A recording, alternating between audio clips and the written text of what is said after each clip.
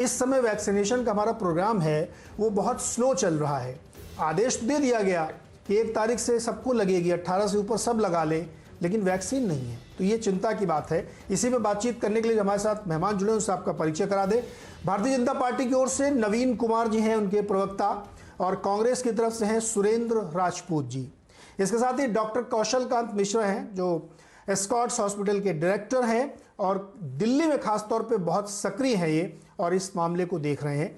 इसके साथ ही 2 पत्रकार भी हमारे साथ हैं, आशुतोष जी हैं और गौरी द्विवेदी हैं, जो कॉलमनिस्ट हैं और इस विषय पे काफ़ी लिख रही हैं। आपका बहुत बहुत स्वागत है आप सभी लोगों का। नवीन जी, अगर आप तक मेरी आवाज़ पहुंच रही है और आप सुन पा रहे हैं मुझे, तो मैं आपसे सवाल पूछूं, लेकिन शायद अभी थोड़ा दिक्कत है आपको, तो मैं आशुतोष के पास चलता हूं।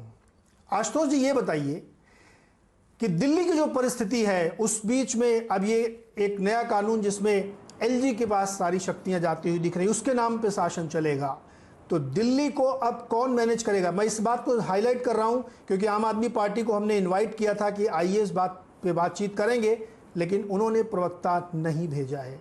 तो चूंकि आपका थोड़ा पुराना इतिहास है, आप उनको समझते ज़्यादा हैं, तो आप बताइए मुझे कि दिल्ली में कौन कामकाज करेगा, कौन इस व्यवस्था को देखेगा, या आरोप प्रत्यारोप चलते रहेंगे?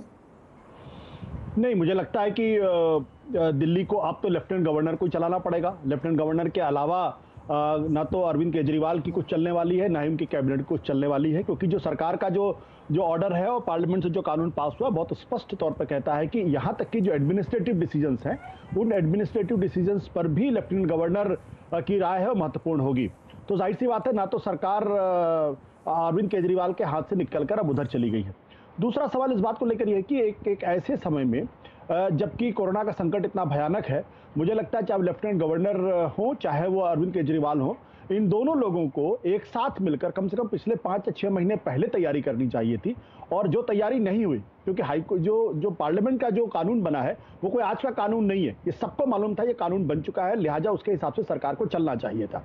अब इन दोनों लोगों ने मिलकर पिछले 3 महीनों में या 4 महीनों के अंदर क्यों तैयारी नहीं की, और जिसकी वजह से दिल्ली का इतना बुरा हाल हो रहा है, इसका जवाब इन्हीं दोनों लोगों को देना चाहिए। लेकिन एक बात मैं जरूर कहना चाहूंगा कि ये जो पार्लियामेंट से जो कानून पास हुआ है, ये पूरी तरीके से वैसे तो कानूनी तौर पर अगर आप देखेंगे तो बिल्कुल असंवैधानिक नहीं है, लेकिन अगर आप डेमोक्रेसी और कॉन्स्टिट्यूशन के स्पिरिट के हिसाब से देखेंगे तो पूरी तरीके से संवैधानिक है, क्योंकि इस देश के अंदर लोकतंत्र है, रिप्रेजेंटेटिव डेमोक्रेसी है।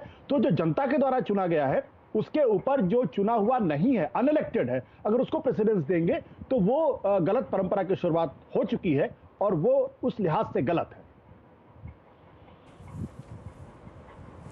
नहीं आशुतोष जी, इसमें गलत कैसे है? देखिए पिछले 4-5-6 सालों में देखिए इतना झगड़ा, इतनी लड़ाई हुई है, हर बात पे इश्यूज खड़े होते रहे हैं, और ये जो कानून है ये तो 1991 में जो कानून बना था उसकी 2018 में जो व्याख्या की गई उसी को फिर से ले आए हैं। सच्चाई नहीं है, लग रहा है आपको? नहीं, सच्चाई बिल्कुल नहीं है। सच्चाई इसलिए नहीं है क्योंकि जो 1993 का जो 91 का जो कानून था, उसके हिसाब से जो 1993 में जो विधानसभा बनी थी, अगर आप उसके हिसाब से देखें तो लेफ्टिनेंट गवर्नर का रोल सिर्फ कानून व्यवस्था, पब्लिक ऑर्डर और लैंड, इन तीनों चीजों में ही, ना तो विधानसभा को कोई कानून बनाने का अधिकार था और ना ही कुछ करने का अधिकार था, लेकिन बाकी सारे मामलों के में जो चुनी हुई विधानसभा थी उसके पास अधिकार था, यानी जो चुनी हुई सरकार थी उसके पास अधिकार था। आपको याद दिला दूं कि दिल्ली हाईकोर्ट का फैसला आया था आज से करीब 3 साल पहले, जहां तक मुझे याद है, बल्कि थोड़ा और पहले, जब उन्होंने कहा था कि lieutenant governor is not bound by the aid and advice of the chief minister and its cabinet. उसके बाद से सारे पावर लेफ्टिनेंट गवर्नर के पास चले गए थे, लेकिन सुप्रीम कोर्ट ने अपने फैसले में बिल्कुल स्पष्ट तौर पर क्लैरिटी दे दी थी।